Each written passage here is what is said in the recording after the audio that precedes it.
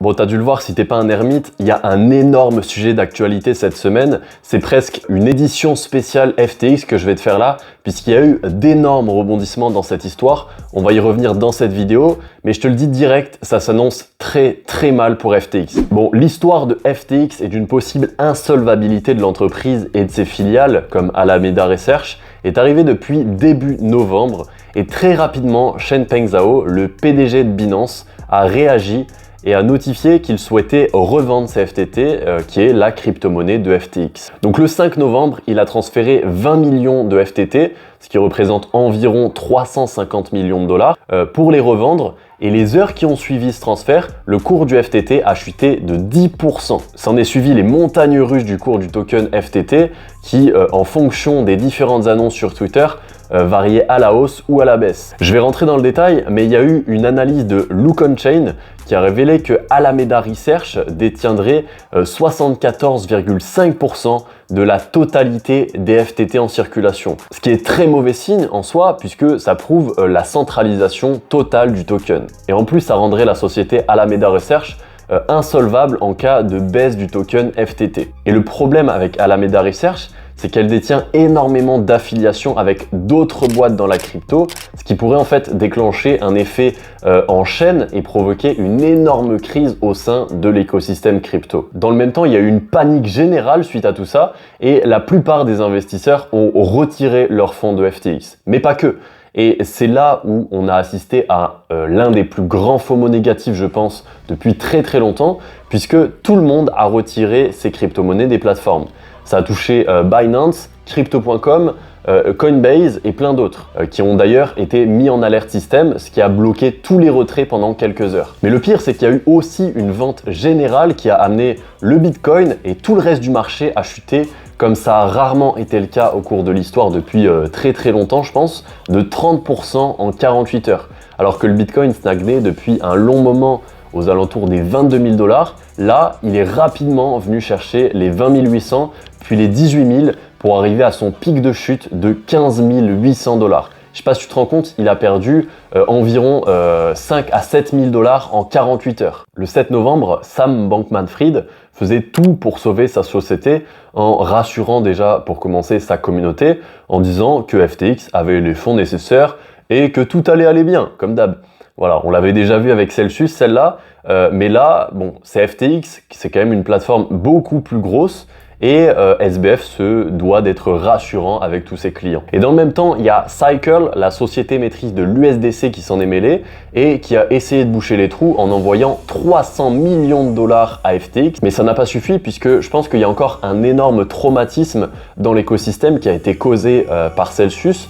Celsius, en fait, c'est une entreprise qui a fait faillite il y a quelques mois et qui a ruiné des dizaines de milliers d'investisseurs. Et c'est un peu comme une hémorragie, si tu veux. Tu peux pas mettre un pansement pour arrêter l'écoulement du sang. Il faut intervenir beaucoup plus sérieusement.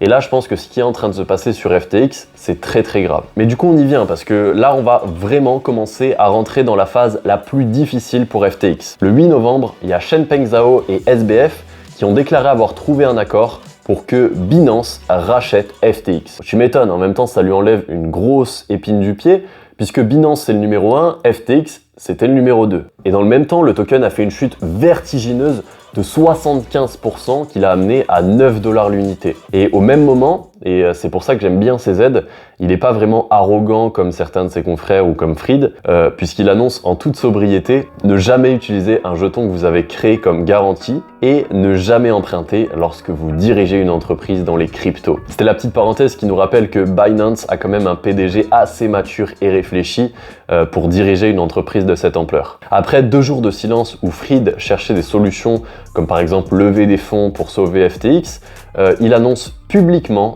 qu'il a merdé. Dans le même temps, c'est le président de la SEC, donc le gendarme financier américain, qui a dit vouloir travailler davantage avec les exchanges et les plateformes de prêt de crypto pour mieux les réguler. Et d'ailleurs, il y a pas mal d'acteurs du secteur qui ont pris la parole, comme l'ex-PDG de Kraken, qui annonce que la contagion allait se propager et que d'autres entreprises devraient s'attendre à subir la chute de FTX. Il nous a lâché un tweet, c'est une bombe le truc. Il dit « La situation est due à un comportement sociopathique Il cause une personne à risquer tout le laborieux progrès que cette industrie a fait au cours d'une décennie pour son gain personnel. Et il rappelle un petit peu les différentes actions de SBF qui auraient dû alerter, comme par exemple des dépenses à 9 chiffres pour acheter des faveurs politiques, ou des achats d'ego démesurés, comme des contrats sportifs à 9 chiffres. C'est abusé. Je comprends pas ce type. Le lendemain, donc le 11 novembre, ça a commencé vraiment à puer puisque on apprend que Genesis a 175 millions de dollars bloqués sur FTX.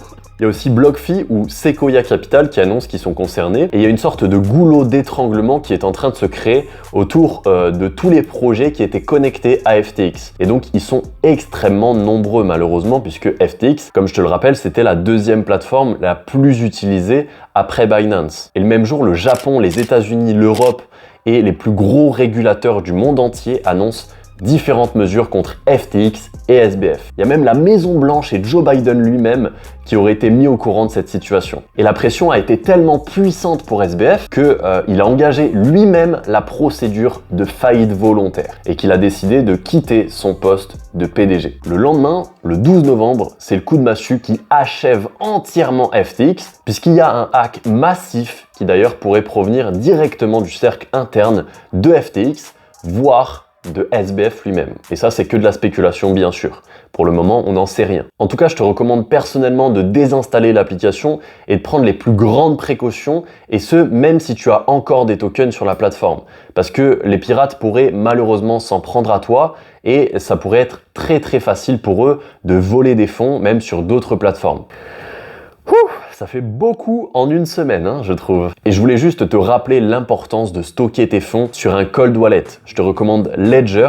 Si t'en as pas, t'as un lien en description. Je te souhaite une bonne semaine. Prends soin de toi et de ton argent. Et à très vite. Ciao.